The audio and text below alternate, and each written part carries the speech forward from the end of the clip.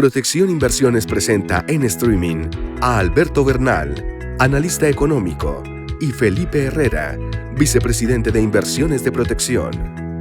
Gracias por conectarse con nosotros.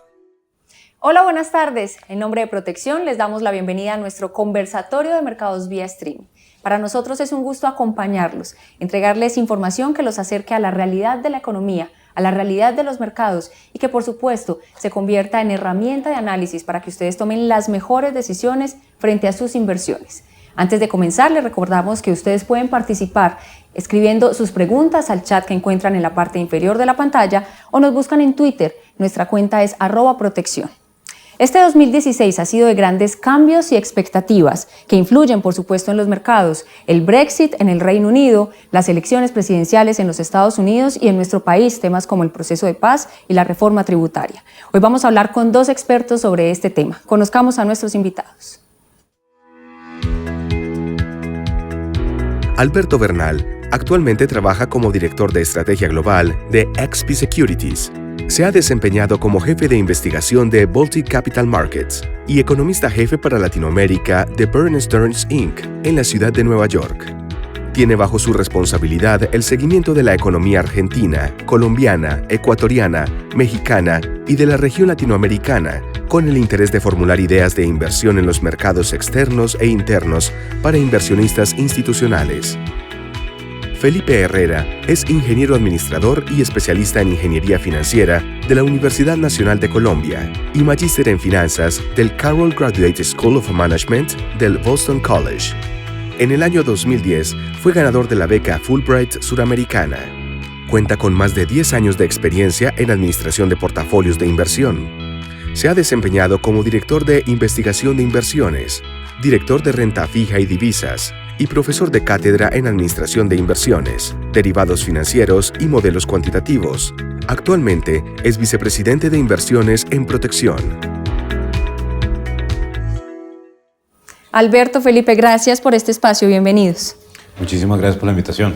Comencemos entonces por un contexto internacional. En junio del año pasado, cuando el señor Donald Trump dijo que quería ser presidente o candidato a la presidencia de los Estados Unidos, para muchos era ilógico y era improbable que fuera incluso precandidato y ahora candidato. Llegó ese momento, faltan 4 días para las elecciones y las encuestas, algunas dicen que está muy cerca de Hillary Clinton. ¿Qué pasa si gana Donald Trump las elecciones en los Estados Unidos, Alberto?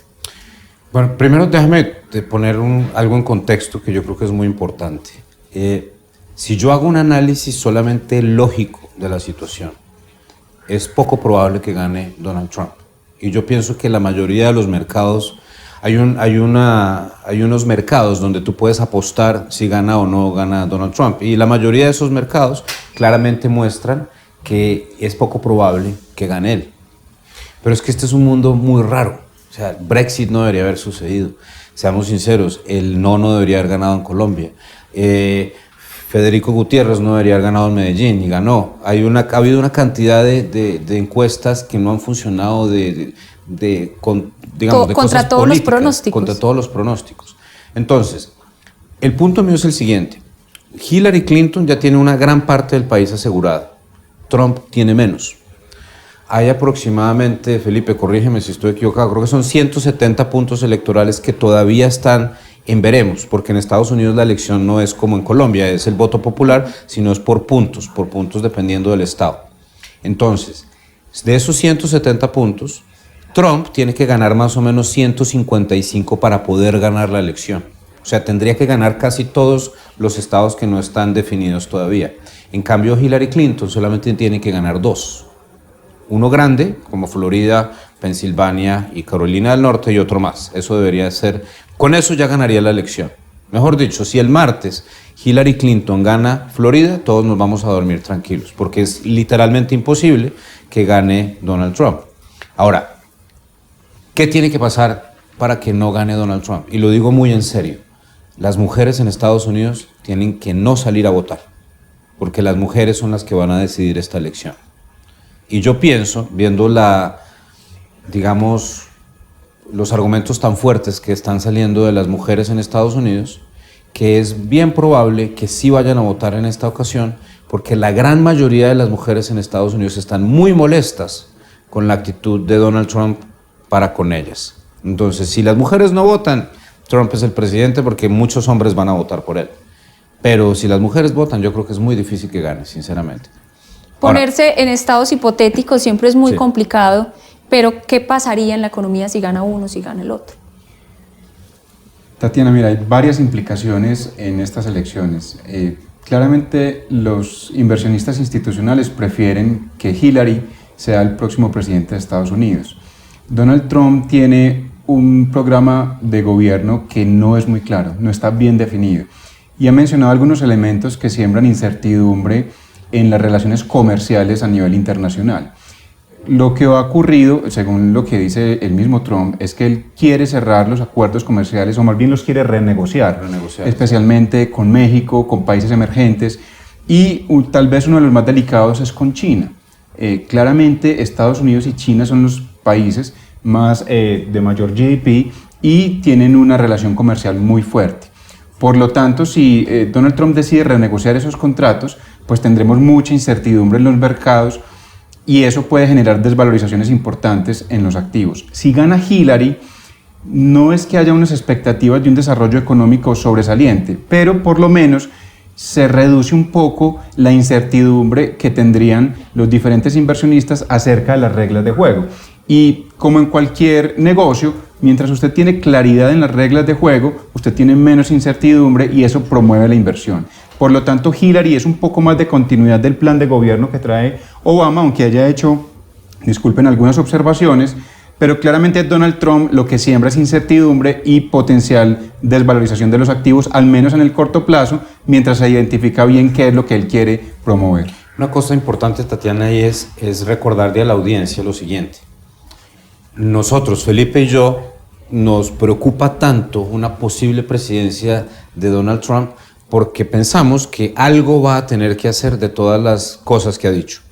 O sea, lo del muro, lo de ser no comerciar más con China, lo de ponerle tarifas a los iPhones en Estados Unidos porque los producen en China. Toda esa cantidad de cosas que está diciendo son súper peligrosas para la economía. Y la pregunta es ¿por qué? Ya lo vimos, nosotros ya vivimos esto. Esto nosotros lo vivimos en 1930. En 1930 la dinámica política era similar a la que está ahorita. Mucho odio de la gente, mucha desigualdad, la gente que no se sentía representada por el sistema, y entonces llega el populismo, porque Trump es la definición del populista, o sea, es un demagogo populista, como mejor dicho, el que se inventó el populismo. Trump es perfecto para eso. Y este personaje, si llega a cumplir con esas cosas, nos devolvemos a 1930. ¿Qué pasó en 1930? La peor crisis económica de la historia. Y ahí sí no se salva nadie. Ahí no se salva Japón, no se salva China, no se salva Estados Unidos, no se salva Colombia, no se salva nadie. Por eso es una elección tan importante. Ya tenemos muchas personas conectadas. Les cuento que nos acompañan desde acá, desde Medellín, desde Río Negro, desde Cali y otras ciudades del país. Precisamente recibimos una pregunta de Ricardo Barona. Él dice, ¿qué opinan ustedes de la inflación en Estados Unidos para 2017? ¿Quién quiere comenzar? A ver, yo tengo una visión bastante positiva sobre la inflación en Estados Unidos. Positiva en el sentido de que no se va a acelerar mucho. A ver, en Colombia, por ejemplo, nosotros tenemos una preocupación diaria con la inflación. Llueve mucho, tenemos inflación. Llueve poco, tenemos inflación. Suben los salarios mucho, tenemos inflación. Tenemos cualquier choque de oferta, un paro camionero, etcétera, y la inflación se nos sale de cauce. Eso es un componente del mundo emergente. En Estados Unidos es un poco diferente. Para que haya inflación sostenida en Estados Unidos, tiene que haber una aceleración sostenida de la economía de Estados Unidos. Entonces, ¿cuál es la visión de Alberto Bernal al respecto?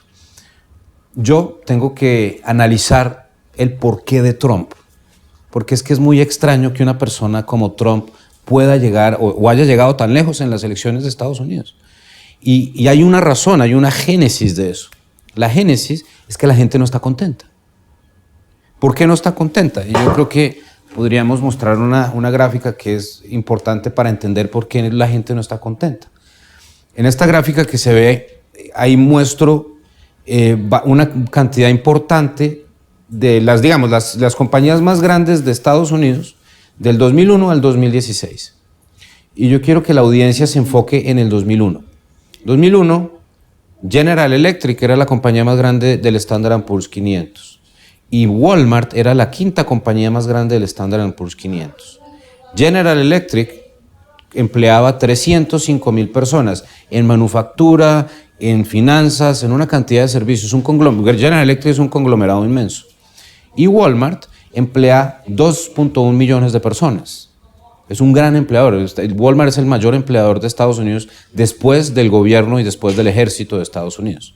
Entonces, la audiencia, por favor, avance del 2001 y váyase al 2016. ¿Dónde está General Electric en esa situación? Ahí no está. ¿Y dónde está Walmart? Tampoco aparece. Otro caso muy importante, Citibank en el 2001. Citibank tenía 300 y pico mil empleados en el 2001.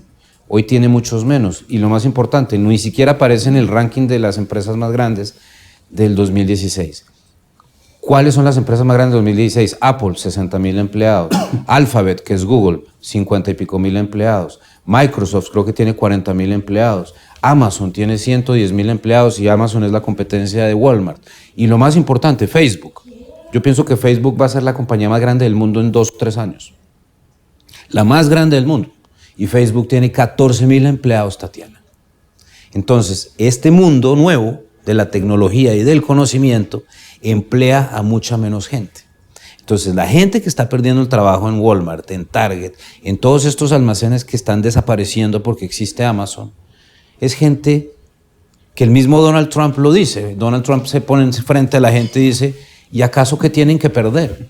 Peor no pueden estar.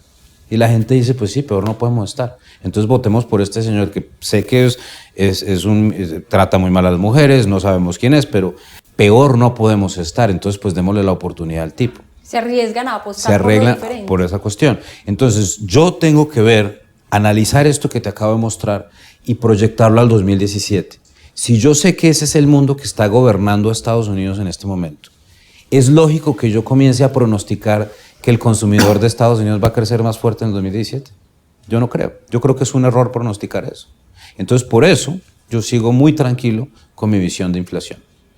Quiero mencionar algo adicional, Alberto, y es que no son eventos aislados. Es decir, desde el frente de una administración de un portafolio, el tema de la inflación es muy relevante porque puede cambiar la dinámica de precios de los activos de renta fija, principalmente. Pero es muy complejo mirar hoy de manera aislada lo que está ocurriendo con elecciones y con tasas de interés, porque lo conversábamos antes de esta presentación, son como lo que se llaman tail risk o eventos extremos, y parece que de repente comienzan a ocurrir de manera muy frecuente. Si la inflación en Estados Unidos se dispara y tiene un ascenso bien relevante, probablemente la política monetaria de Estados Unidos puede cambiar de manera significativa y por lo tanto la renta fija sufrir unas depreciaciones importantes. Y en simultánea, si lo que ocurre es que Donald Trump es el próximo presidente de Estados Unidos, pues tendríamos la volatilidad que mencionamos hace un momento. Entonces son como eventos significativos que pueden impactar el desempeño de un portafolio. Por eso no se pueden ver de manera aislada. Y lo que no estoy seguro, Alberto, ¿tú qué piensas al respecto? Es si Donald Trump llega a ser presidente, si podríamos esperar que la Fed en diciembre tenga algún movimiento de tasas de interés. Yo creo que es muy poco probable que la Fed decida tomar una decisión en diciembre porque estoy seguro que algo de volatilidad, o sea, por más positivo que uno quiera hacer en el mundo, el nivel de incertidumbre que genera Donald Trump va a generar una caída importante de los mercados, y cuando caen los mercados, esto es muy importante, quizás eso la audiencia no lo entiende muy bien, pero esto es muy importante. En Estados Unidos es muy importante lo que pase en el sector financiero y en las acciones. ¿Por qué? Porque el 75% de las personas en Estados Unidos tienen algo que ver con el Nasdaq o con el Standard & Poor's 500 o con el Dow Jones. Entonces, cualquier familia de Estados Unidos, esté donde esté, mira el programa de finanzas y sabe que si subió el mercado todo está bien, si bajó el mercado todo está mal. Entonces, cuando baja el mercado, se asusta un poco y consume menos. Y al consumir menos, la economía cae. Entonces, el mercado subiendo o bajando es muy importante para el norteamericano. Comprenderán ustedes que el fenómeno Trump genera muchas inquietudes y aquí tenemos dos más. Rodrigo Correa dice, ¿cuál será el efecto de la elección, si gana Trump, en el precio del petróleo? Esa es una gran pregunta. La verdad no había pensado mucho al respecto. Paradójicamente, una cosa que sí he pensado es que Trump quizás implicaría un precio de petróleo un poquito más bajo por una razón específicamente, que es que Trump quiere disminuir las limitaciones ambientales para los productores de petróleo en Estados Unidos, que son bastante exigentes en Estados Unidos. O sea, la gente piensa que fracking no tiene ninguna clase de control en Estados Unidos, tiene mucho control. Entonces Trump quiere disminuirla para que se disminuya el costo de producción en Estados Unidos y así depender un poco menos de Oriente Medio. Entonces creo que lo importante de esta situación es que si Trump da espacio a que haya más producción, pues entonces podría haber un incremento de la producción en Estados Unidos y el precio podría ser un poco más bajo. Entonces pensaría yo que es más probable que el precio del petróleo esté alto bajo Hillary Clinton que bajo Trump. Alberto, un componente adicional es que no hace más de 9 meses estábamos hablando de posibilidades de recesión en Estados Unidos. Exacto. Ahorita recientemente se han retomado esas posibilidades y hay analistas que ya dicen Donald Trump podría incrementar las probabilidades de recesión en Estados Unidos. El petróleo como un commodity más también responde muy bien como a las expectativas de demanda y de crecimiento. Si volvemos a un contexto en donde el crecimiento global se pone en tela de juicio y especialmente el crecimiento de los Estados Unidos, que es el motor principal de la economía global, probablemente el precio del petróleo podría tener un impacto negativo dado que las expectativas de crecimiento podrían reducirse. Dejemos Estados Unidos por un rato y vámonos a Asia. ¿Qué pasa con una economía como la de China, que se esperaba creciera menos, no creció tan poquito? ¿Cuáles son sus expectativas en este momento? A ver, yo tuve la opción de ir por primera vez a China hace un par de semanas, no la conocía, y la verdad es que es un lugar impresionante, la actividad que se siente en ese lugar. Para mí fue muy importante porque yo he estudiado mucho China, pero nunca había estado en Beijing, por ejemplo. Una cosa que está pasando ahorita en China, Tatiana, es uno de esos eventos en los cuales sucede algo a pesar de que no era la intención. ¿A qué me refiero? China comienza a desacelerarse mucho desde el año anterior. Desde el 2015, la última parte del 2015, los mercados caen, la gente comienza a decir China se va a estrellar, va a haber un problema inmobiliario, etcétera, etcétera. ¿Qué pasa? Las autoridades de China, que hay que tener en cuenta, y esto es importante decirlo, China es un lugar autoritario, entonces lo que diga el señor Xi, que es el líder del país, se hace. Ahí no hay que ir a pedir permiso en el Congreso, ni pedirle permiso a nadie. Si el dueño de la parcela, que es Mr. Xi, dice que se van a sembrar mangos, se siembran mangos, el que le guste bien, el que no le guste también. Entonces este personaje decidió que era muy riesgoso mantener la política que existía en ese momento para el sector inmobiliario y disminuyen los requerimientos. ¿Qué pasa? La gente había perdido mucho dinero en el mercado de acciones, coge ese dinero en el mercado de acciones y comienza a comprar propiedades. Y comienza a subir otra vez el mercado inmobiliario. ¿Y qué es lo más importante del mercado inmobiliario? Que el mercado inmobiliario en China mueve el 25% de la economía. Entonces, ahorita está en un boom ridículo el mercado inmobiliario en China. Es más, tan fuerte está el boom ahorita que ya las autoridades dijeron, no, se nos fue la mano, hay que bajar otra vez la velocidad del crecimiento del sector inmobiliario para que no tengamos a tener un problema. Pero como esto tiene una dinámica que tiene una inercia, con el estímulo que se vio en términos de real estate, de crecimiento en la construcción, va a aguantar para todo el 2017. Alberto, quiero adicionar una parte de esta pregunta y es, ¿por qué no nos cuentas un poco qué ocurrió hace un año cuando China devaluó su moneda y tan solo unos días después vimos unos efectos en mercados emergentes muy significativos? Muy importantes. Esa pregunta, Felipe, es extremadamente importante. A ver, ¿cuál es el problema con el efecto devaluacionista de China? A ver, primero que todo, ¿qué pasó en China? ¿Por qué devaluó? Porque el yen se había ido de 70 a 105. O sea, toda la mayoría de las monedas asiáticas se habían depreciado muchísimo y la China se había continuado apreciando. Entonces, China estaba perdiendo competitividad todos los días. Eso es una parte.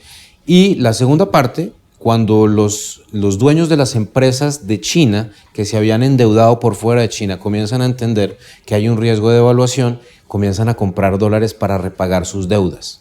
Eso es muy importante. Entonces, cogen los yuans y compran dólares, disminuyen las reservas internacionales de China y pagan la deuda. Eso comienza a generar, y eso se filtra en el mercado, y como el mercado es un mercado de especulación, la gente comienza a apostarle a una depreciación del tipo de cambio en China. ¿Cuál es el problema con esa situación? Que si la depreciación del tipo de cambio en China agarra velocidad, la gente dentro de China va a perder confianza en su moneda y va a comenzar a haber una presión muy fuerte hacia la depreciación.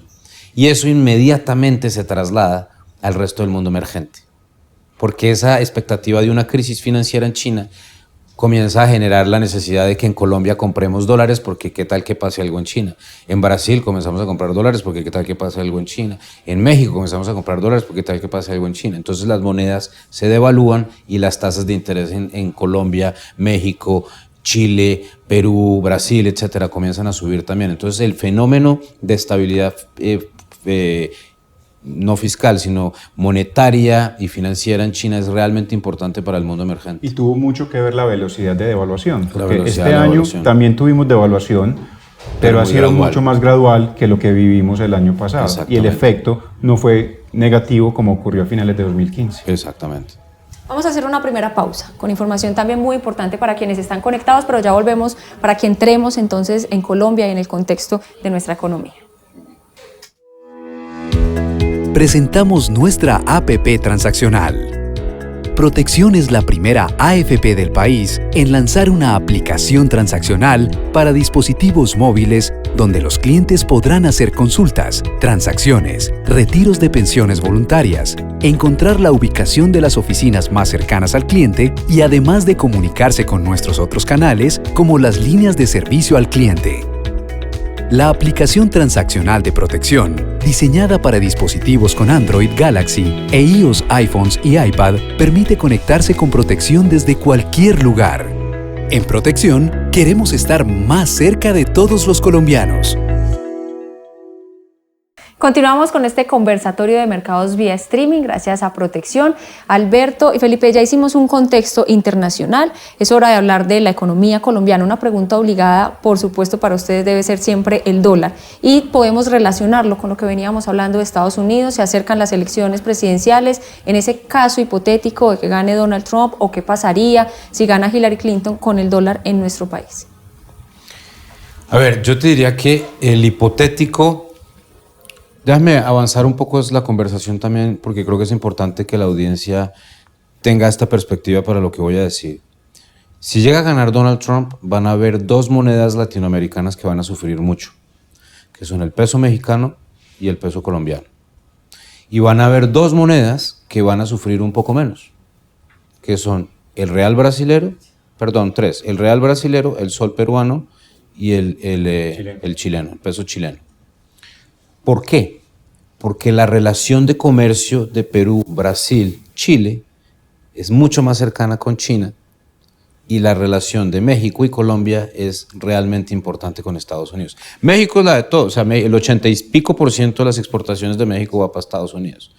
O sea, si llega a ganar Donald Trump, el peso mexicano yo pienso que se va fácilmente a 23, está a 19 ahorita, se va a 23, quién sabe hasta 24, y sería una situación bastante complicada ahí. Pero yo, con las conversaciones que tengo con inversionistas internacionales, creo que también nos pegaría. Entonces, si hay una presidencia de Donald Trump, tenemos que ser muy sinceros. Yo creo que el peso colombiano se devolvería a los niveles que lo vimos en febrero, que era 3.400 y pico, si no estoy mal. Vale la pena decir que esa era una pregunta que también tenía una de las personas que está conectada con nosotros, Gerson Andrade Vázquez, precisamente ese impacto sobre el dólar si ganaba Donald Trump. Felipe quería complementar. Sí, básicamente, de hecho ya lo vimos en los últimos 3 días, cuando salió la noticia reciente de los emails de Hillary Clinton. Lo que vimos es una apreciación fuerte del dólar con respecto al peso, y eso simplemente permite prever qué ocurriría con la moneda si efectivamente Trump es presidente. Entonces, lo que ha ocurrido en los últimos días ya es un buen pronóstico de qué ocurre si Hillary es presidente o si Trump es presidente en relación al dólar. Pero hay algo importante que mencionar acá, y es que en este contexto también hay que mirar cuándo se convierte en una oportunidad y cuándo se convierte en un riesgo que puede impactar negativamente un portafolio.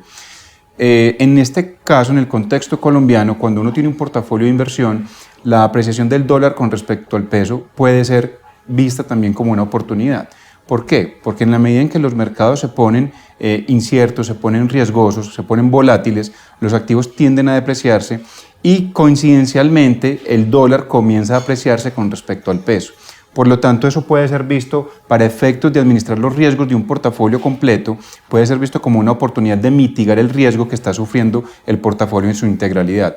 Entonces hay que ver esto también. Obviamente tiene un impacto importante en la macroeconomía nacional, pero también tiene un impacto desde el punto de vista de administración de riesgos de un portafolio de inversión. Hace unos minutos Ricardo Barona nos preguntaba por la inflación en los Estados Unidos para 2017. Hablemos de la inflación en Colombia. ¿Cómo está en este momento y si hay de alguna manera proyecciones para el próximo año? Sí, yo tengo una visión. A ver, yo sigo pensando que va a ganar Hillary Clinton. Entonces, como yo sigo pensando que va a ganar Hillary Clinton y yo sé que la inflación en Estados Unidos se va a mantener muy baja, yo sigo pronosticando que desde Londres, desde Abu Dhabi, desde Dubái, desde Tokio, desde la Conchinchina, etcétera, desde Nueva York, van a seguir llegando muchos dólares a Colombia a comprar títulos de deuda pública. Por una razón muy sencilla, Tatiana, es la siguiente. Si tú compras hoy en día un bono de Japón a 2 años, y esto es muy importante que la audiencia lo entienda, voy a decirlo muy claro para que quede muy claro. Si tú compras un bono a 2 años de Japón, tú recibes retorno de tu inversión negativo 0.2%. 0.2%. Mejor dicho, tú le estás pagando al gobierno de Japón para que te reciba tu dinero. Es como si estuvieras pagando un locker para poner tu dinero. Eso es una barbaridad. Entonces, si tú vives en Tokio, ¿cómo vas a retirarte o a pagarle la universidad a tus hijos, etcétera, invirtiendo a negativo 0.2? Cada año que pase tienes menos dinero, ¿cierto? En cambio, en Colombia, un test paga 7 y pico %. Entonces, ¿qué pasa con el inversionista internacional? El inversionista internacional, en su desespero, porque no hay inflación y porque los bancos centrales mantienen una política monetaria muy expansiva, tiene que mirar alternativas, porque si no lo hace, no va a conseguir trabajo. ¿Por qué? Porque tú no le puedes ofrecer a un cliente una tasa de retorno de 0%, eso es imposible.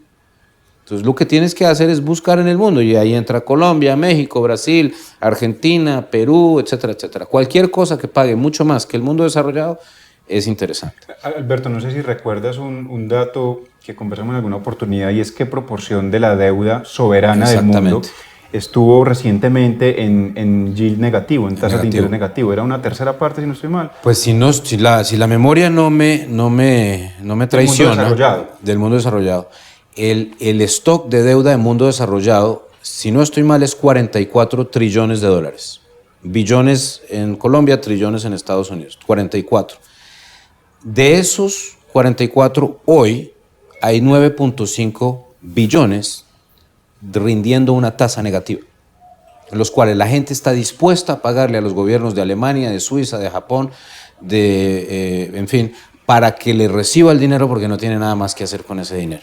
Entonces es una dicotomía, es una cosa que para mí como economista ha sido una revelación que me parece complicada, me parece psicótica, me parece esquizofrénica la cuestión que está pasando en este momento. Pero eso asegura que hay gente que va a seguir viniendo a Colombia a comprar bonos del gobierno bajo un escenario en el cual hay suficiente tranquilidad en el mundo. O sea, este escenario que yo digo implica que tiene que ganar Hillary Clinton. Si gana Hillary Clinton, yo creo que voy a acertar en mi predicción del dólar norteamericano, del peso dólar, que yo desde el principio del año comencé a decir que el dólar iba a estar muy cercano a alrededor de 2.700, 2.800 a final de año. Si gana Clinton, yo creo que nos vamos para allá con el dólar, porque el mercado tiene tranquilidad y el dinero vuelve a entrar. Entonces creo que eso sería el nivel. Si el dólar va a ser 2.700, quiere decir que la inflación comienza a bajar otra vez. Y terminamos el año a 6.1, 6.2, y el 2017, a final de año, muy seguramente ya estamos muy cercanos al 4%. Y esto es muy importante. Si yo tengo razón en esa predicción, es una buena inversión estar invertido en deuda pública en Colombia. ¿Por qué? Porque el Banco de la República va a tener la capacidad de disminuir las tasas de interés, y eso es una gran noticia para las personas que tienen TES. Felipe, ¿quiere agregar algo? ¿Se suma a la predicción?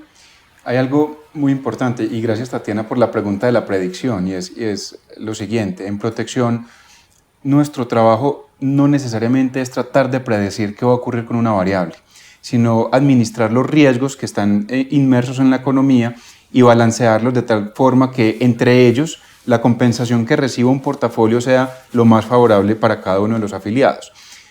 La inflación claramente impacta las finanzas de cada uno de nosotros, pero en el contexto de un portafolio de inversiones también puede ser visto como una oportunidad, porque hay activos cuyo rendimiento está atado a la inflación. De alguna manera, esperaríamos que la inflación siga descendiendo, y hay algo que creo que también es favorable, y es que la inflación tuvo como unos choques principalmente que no eran de demanda. Por lo tanto, esa inflación uno podría esperar que en los próximos 2 años converja nuevamente al rango meta. Pero aquí quiero mencionar algo, y es que con frecuencia nos preguntan si el Banco de la República ya va a comenzar a reducir las tasas de interés porque la inflación comienza a ceder aparentemente. Y si ustedes miran lo que ha dicho el Banco de la República constantemente, también tiene una variable muy importante que están esperando que entre dentro de los rangos tolerables, y es el déficit de cuenta corriente. Exactamente. Entonces, claramente, a pesar de que la inflación puede comenzar a descender, el Banco de la República va a actuar en tasas de interés, pero primero va a revisar que el déficit de cuenta corriente en Colombia ya esté en lo que ellos han denominado como un rango más tolerable para la economía colombiana. Y hay un punto también muy importante ahí, Tatiana, también sobre la inflación, que es que la reforma tributaria va a tener un efecto sobre la inflación. Lo que pasa es que el Banco Central de Colombia no es Dios, no sabe qué va a pasar. Entonces tiene que esperar a ver qué es lo que sale del Congreso para poder tratar de hacer el cálculo de cuánto va a ser el golpe sobre la inflación de lo que salga del Congreso en diciembre. Entonces por eso yo creo que hay una probabilidad muy importante de que el Banco de la República, que por definición es un banco muy austero y muy cuidadoso en lo que hace, quiere ver primero qué sale del Congreso antes de tomar decisiones de política monetaria. Entonces yo estoy muy convencido que de aquí a final de año, por lo menos, no vemos ningún cambio a la política monetaria del Banco de la República. Llega usted, Alberto, al tema que también es obligado por estos días y es reforma tributaria. Después de varias oportunidades en las que se aplazó, hace unas semanas el Gobierno Nacional presentó ese documento ante el Congreso, la reforma tributaria. ¿Qué espera de ese texto y de esa reforma? A ver, Tatiana, una cosa que hay que decir, yo solamente conozco un lugar en el mundo donde es popular una reforma tributaria. Y ese lugar se llama Suecia. ¿Por qué razón? No tengo ni la menor idea. A los suecos les parece chéverísimo pagar impuestos, allá ellos, pero yo no conozco ningún otro lugar en el mundo donde a la gente le guste pagar impuestos. Entonces, pedir que la reforma tributaria sea algo popular es una utopía, eso nunca va a ser cierto. O sea, yo no conozco a nadie que le guste pagar impuestos. A mí no me gusta pagar impuestos, pero igual los tengo que pagar. La realidad es la siguiente, y esto es importante que la audiencia lo entienda porque esto es una cuestión de responsabilidad de país. Colombia en el 2012 tenía entradas por hidrocarburos para el fisco de 30 billones de pesos. ¿Por qué? Porque el precio del petróleo valía 110. Entonces Ecopetrol estaba ganando una cantidad de plata, Pacific Rubial estaba ganando una cantidad de plata, todos los petroleros de Colombia estaban ganando una cantidad de plata y pagaban muchas regalías y muchos impuestos al fisco. Este año, la contribución de petróleo para el fisco de la nación fue 0. Perdimos 30 billones de pesos. Uno le puede echar la culpa a Santos, uno le puede echar la culpa a Uribe, uno le puede echar la culpa a quien sea.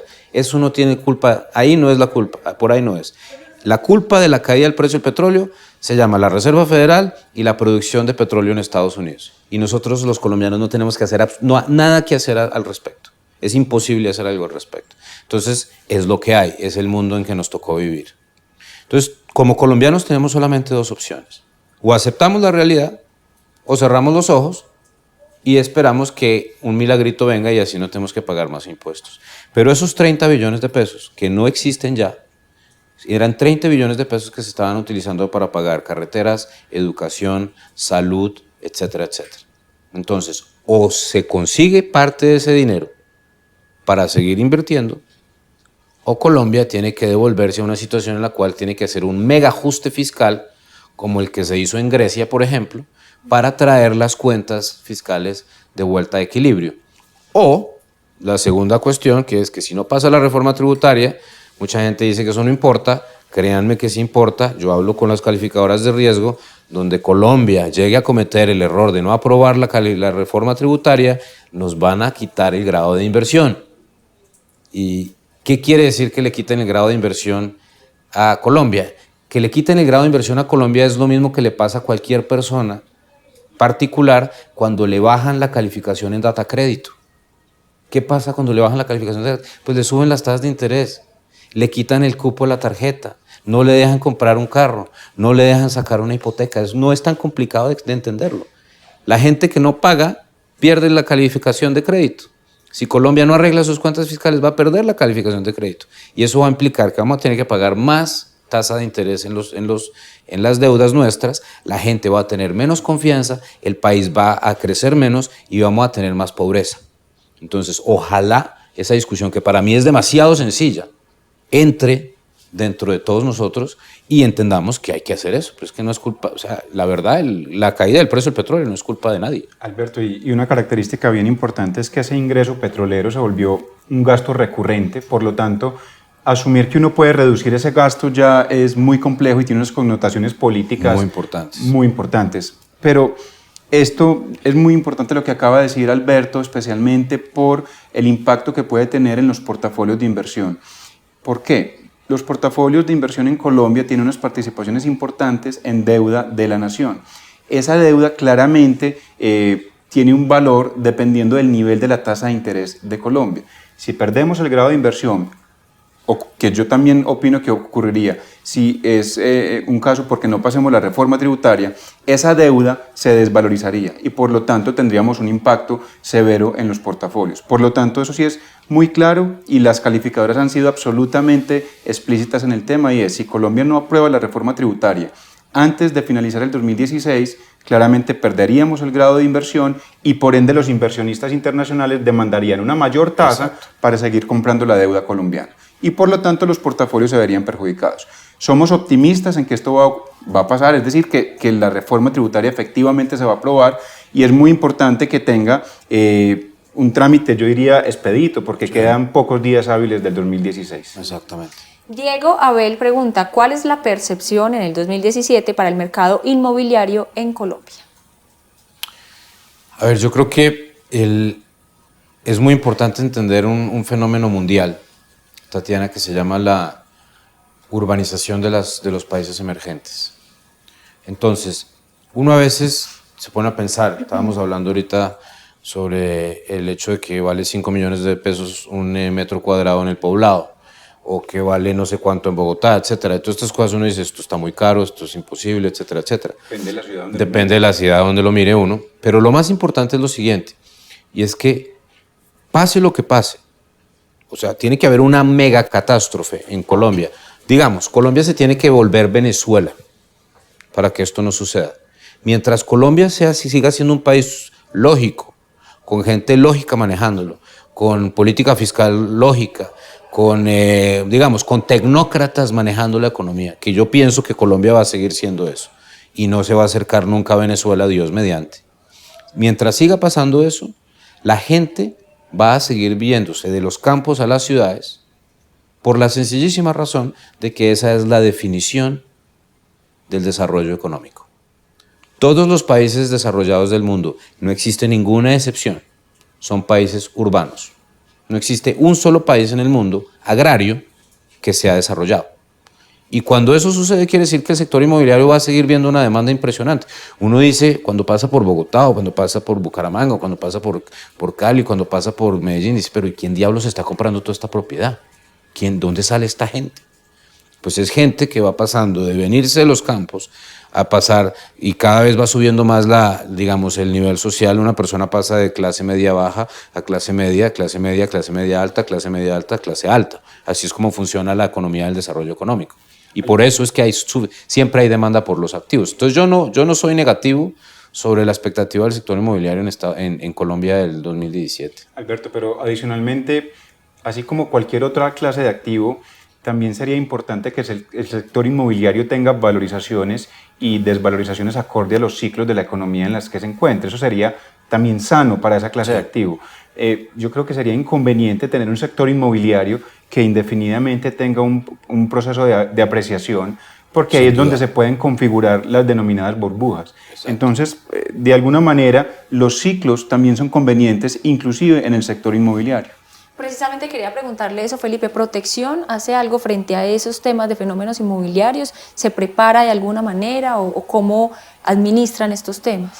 Esa es una muy buena pregunta, porque nuestro rol en protección es administrar de manera profesional los riesgos. Entonces, la técnica consiste en tener en un portafolio de inversión diferentes riesgos, pero la clave está en que la dinámica de cada uno de los riesgos, llámese sector inmobiliario, acciones, renta fija, monedas, sector local o sector internacional, la clave está en que no se comporten de la misma manera en cada periodo de tiempo.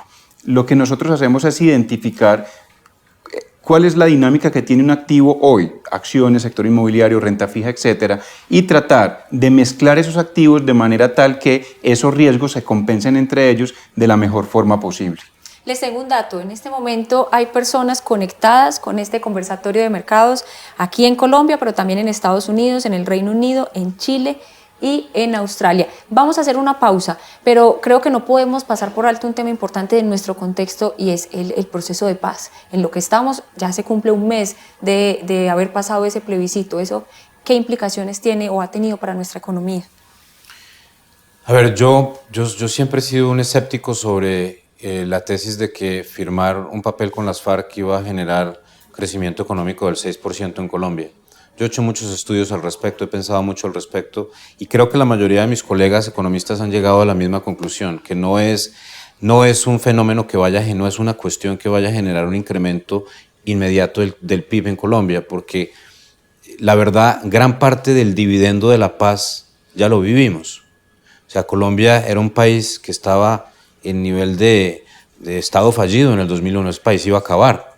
O sea, las FARC se iban a tomar el país, nadie podía salir de la casa, nadie podía ir a la finca, etc. No había inversión, la inversión contra el PIB era el 13% en el 2001 y lo subimos al 28-30% gracias a las victorias que hubo contra el terrorismo. Entonces, ese movimiento de 13% a 30% de la inversión contra el PIB es el dividendo de la paz. Ya lo vivimos. Entonces, todo el mundo quiere la paz, eso es espectacular, que no maten a nadie en Colombia, pero es un error decir que va a generar un crecimiento económico adicional. No lo va a generar. Va a generar un poco más de turismo, pero el turismo no pondera tanto dentro del PIB. ¿Qué pondera mucho dentro del PIB? La industria. La industria igual no estaba en lugares de conflicto. ¿Qué pondera mucho más dentro del PIB? La infraestructura. Bueno, si hay una disminución de gasto militar, podemos invertir un poco más de infraestructura, eso puede ayudar también. Pero es decir que porque no hay proceso de paz vamos a tener una disminución del crecimiento económico en el corto plazo es una falacia. Vamos a hacer una pausa y ya volvemos para concluir este conversatorio de mercados. Tus historias son parte de nuestra historia. Protección, 25 años protegiendo tu futuro y acompañando a los colombianos en los grandes momentos de sus vidas. El ahorro es protección. Ya tuvimos con Felipe Herrera y Alberto Bernal un contexto internacional, un contexto nacional. Llegó el momento de concluir este conversatorio de mercados y por supuesto tenemos que hablar entonces, Felipe, de esos dos contextos, cómo esta protección, qué portafolios y cómo se responde a todo ese tema económico. Bueno, básicamente lo que hablamos ahora, Tatiana, es que en protección administramos riesgos y tratamos de que todos esos riesgos puestos en contexto de manera estratégica generen un desempeño favorable en términos de rendimiento y que la volatilidad de nuestros portafolios esté lo más controlado posible. Hay unos portafolios en protección que se llaman protección balanceado conservador, balanceado moderado y balanceado crecimiento. Son 3 portafolios en donde nuestros clientes deciden entregar completamente la gestión y la mezcla de los activos para que sea protección quien decida cuál es la mejor participación de acciones, de renta fija, de dólar, de commodities, etc. ¿Por qué hay 3 y no un solo portafolio? Te diría, Tatiana, que la gran diferencia consiste primero en el horizonte de inversión. Uno podría asociar que un portafolio que se denomine conservador es probablemente un portafolio que tenga un horizonte de inversión de 12 meses. Un portafolio que tenga una denominación de moderado tiene una expectativa de horizonte de inversión cercana a los 2 años y medio a 3 años. Y un portafolio que tiene un horizonte de inversión de entre 3 a 5 años es el que denominamos protección balanceado crecimiento. Entonces, cada uno de nuestros afiliados debe identificar si su objetivo de ahorro e inversión está asociado a 12 meses, a 36 meses o a 60 meses. Y de esa manera puede seleccionar el mejor portafolio que le conviene. Y segundo, hay un componente que es menos técnico y que me parece cualitativamente más importante, y es el siguiente. Cada afiliado se debería preguntar si tiene el tiempo suficiente para estar monitoreando el dólar, monitoreando las acciones en Colombia, monitoreando las acciones en Estados Unidos, o si más bien prefiere entregar ese tiempo a su familia o a pensar en su negocio o en otra serie de actividades que de pronto le generen bastante satisfacción. Por lo tanto, eso también es relevante. Una persona que es experta en el mercado de valores, que conoce el mercado, que conoce las acciones, que se lee los reportes, pues tenemos para ellos unos portafolios de acciones individuales o de acciones en Colombia o de acciones en Estados Unidos. Pero una persona que quiera dedicarse completamente a su profesión, que no está asociada al mercado de valores o que quiere dedicar más tiempo para su familia, puede delegar completamente la mezcla de activos en los portafolios que denominamos balanceados. Felipe, en muchas de sus respuestas usted insistió en la palabra oportunidad. ¿Qué oportunidades de inversión ve Protección entonces? Tatiana, muy buena pregunta. Entonces, hay como 2 posibles respuestas. Primero, en términos de dólar, en términos de acciones en Colombia, en términos de renta fija, cada una de las oportunidades de inversión que en este momento está viendo Protección ya está impresa en la composición de los portafolios que tenemos. Claramente los portafolios hoy están posicionados de manera tal que esperamos se beneficien de las oportunidades que estamos viendo. Pero hay una segunda oportunidad bien interesante que hoy les queremos mencionar a todos los afiliados de Protección. Y es que en el transcurso de esta semana o durante la semana entrante estaremos lanzando una nueva alternativa cerrada. Esa alternativa cerrada es una oportunidad de inversión absolutamente diferenciadora y exclusiva para nuestros clientes. Es una alternativa cerrada del sector inmobiliario y tiene características completamente atractivas e interesantes. Lo primero es que es una alternativa de un portafolio muy diversificado. Es un portafolio que tiene una cantidad bien relevante de activos en diferentes ciudades en el país, en diferentes sectores de la industria, en diferentes sectores inmobiliarios, y que tiene unos flujos de caja muy interesantes y muy atractivos para cada uno de nuestros clientes. Obviamente, todo eso que le estoy mencionando se debe traducir después en una rentabilidad real. Las expectativas de rentabilidad real de esta alternativa cerrada son muy atractivas y los niveles de riesgo están absolutamente controlados. Para que te hagas una idea, Tatiana, estuvimos trabajando en este proyecto durante 3 años y era uno de los proyectos más confidenciales que tuvo Protección en desarrollo. Queremos invitar a todos los afiliados de Protección y a nuestros clientes a que tengan una cita con un consultor de pensiones voluntarias, que se reúnan, nos tomemos un café, conversamos de los detalles de esta nueva alternativa cerrada y que sean ellos los primeros que tengan la oportunidad de participar, porque la alternativa va a estar abierta en el 2016 y 2016 tiene ya poco tiempo de vigencia. O sea, deben estar ya preparando entonces esa consulta, y en muchas oportunidades en estos conversatorios, tanto de mercados como pensional, habla Protección de la importancia de la asesoría individual o personalizada, que cada caso es especial, que cada caso tiene como un ADN. Para el tema de portafolios de inversión también aplica, Felipe. Completamente, Tatiana, y mira, el sector inmobiliario es muy interesante, pero también requiere de gestión experta y requiere de análisis de riesgos profundos y requiere también de diversificación. En ese orden de ideas, una reunión con un consultor pensional de Protección lo que permite es conocer la foto completa, es decir, cuál es el horizonte de inversión que tengo, si soy un conocedor o no del mercado de valores, si tengo inversiones de manera independiente en el sector inmobiliario y si soy consciente de los riesgos que estoy asumiendo cuando yo invierto directamente en un inmueble, o tal vez no soy muy consciente de ello, si tengo un objetivo de inversión, tengo un objetivo de ahorro, o por el contrario lo que estoy esperando es tener unos flujos de caja para atender simplemente una serie de necesidades que tengo en mis gastos personales o familiares. Esa cita lo que nos permite es poner una alternativa cerrada en el contexto de cada uno de los afiliados y verificar que la participación de una inversión inmobiliaria sea coherente con el perfil de cada una de estas personas. Diego Abella nos dice, excelente conversatorio, gracias Diego, y le pide a Alberto una conclusión sobre en qué sector invertir para el 2017? A ver, Tatiana, la visión, y muchas gracias a Diego por la pregunta, la visión mía es necesariamente consistente con que el 2017 es un muy buen año otra vez para los mercados emergentes.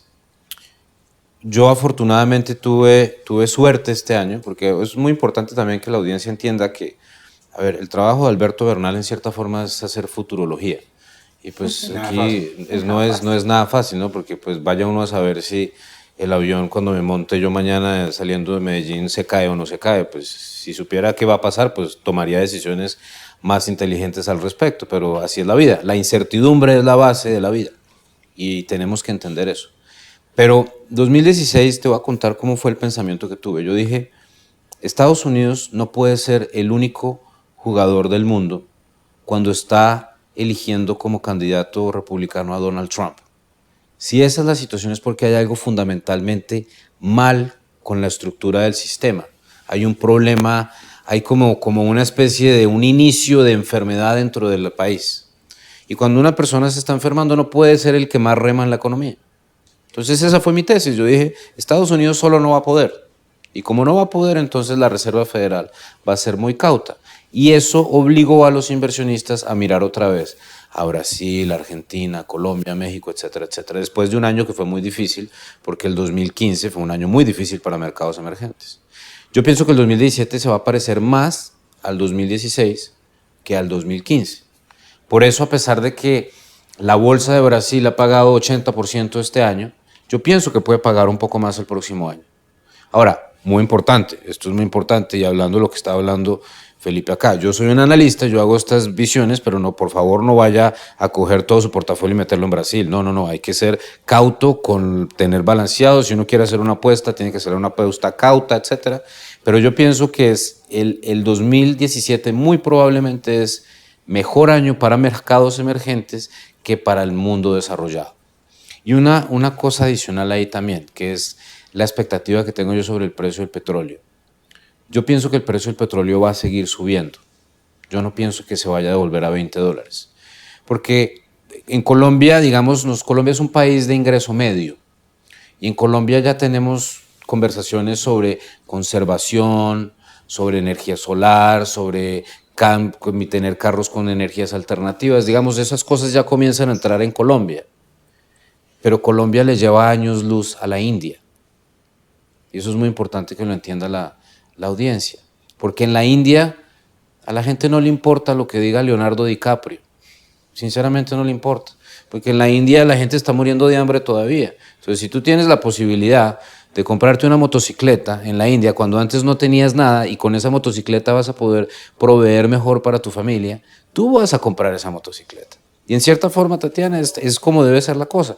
Porque es que es totalmente hipócrita que Estados Unidos, yo viviendo en Estados Unidos, yo gasto todos los años 20 barriles de petróleo en todas las labores que hago yo.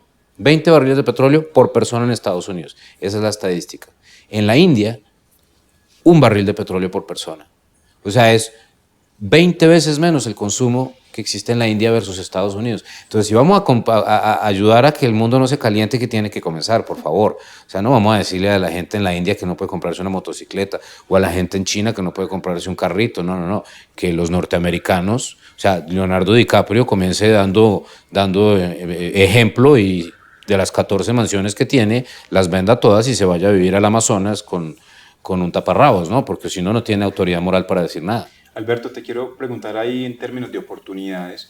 Tuvimos la oportunidad de ver en varias ciudades de Colombia unos desarrollos de infraestructura importantes y conversábamos lo que viste recientemente en tu visita a Hong Kong, cómo los desarrollos de infraestructura generaban un motor de economía muy importante. Muy fuerte. ¿Cuál es tu visión o cómo puede impactar en Colombia la continuidad de estos proyectos de infraestructura? Yo creo que la mejor noticia, o yo pensaría que el mayor legado que le deja el presidente Santos a Colombia es el esfuerzo en infraestructura.